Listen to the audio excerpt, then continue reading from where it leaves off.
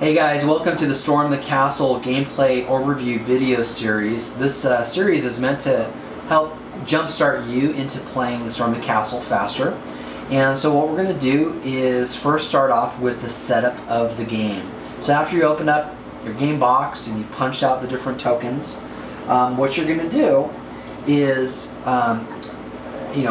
depending on the number of players you may have a slightly different setup. But this video overview series is going to teach you how to play with 4 players. And if you want to play a 3-2 or even solo, just please refer to the rule book and you'll see how to adjust accordingly. Alright, now let's assume there's 4 different players. What you're going to do is you're going to take the turn order tokens. Okay, these are 4 black tokens that have a skull and they have a candle on their head, and melted on their forehead is the different numbers like 1, 2, 3, and 4. You're going to put this in a cup, and each player is going to randomly pick one. And whoever has the lowest number, so for example if it's a 1, okay, they're going to go ahead and be the first player for setup. Okay. Now when you're the first player, you can choose which of the different factions you want to be. I'm just going to go and say I pick the Dark Elves. So I'm going to choose the Dark Elves. Then the player at the turn order number 2 is going to choose, and so on. Then after that, the player who's the first player, again meaning the player who has the lowest turn order token, gets to pick which battlefield location or which battlefield they want to be at. It really doesn't matter which side you pick when you're the first player. But let's say I'm the Dark Elves and the second player picked the Undead. They may not want to be directly across from me. They may want to be over here. So it's just going to depend on who you want to sit next to, and the different strengths and weaknesses of the different armies in Storm the Castle. Okay, the next thing we're going to do is, after you have picked the army you want to be as well as where you're going to sit, just go ahead and collect your faction's reference card and the different tokens that you have available to you.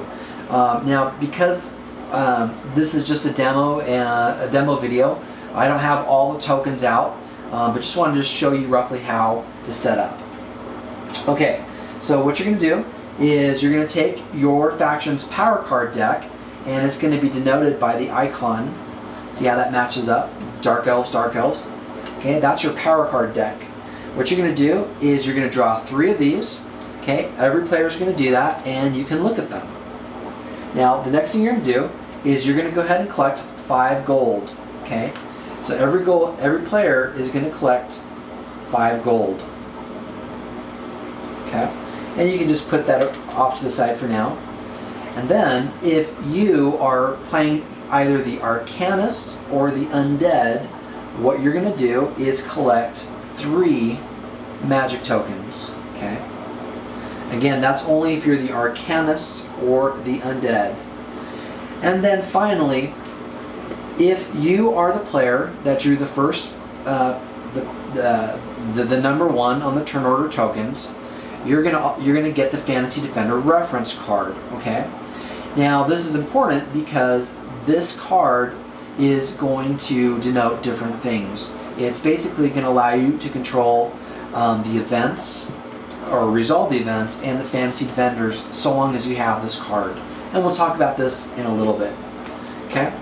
One thing I want to note though is there was a slight misprint in the first edition of Storm the Castle, where you might see one of your tokens having the same number on both sides.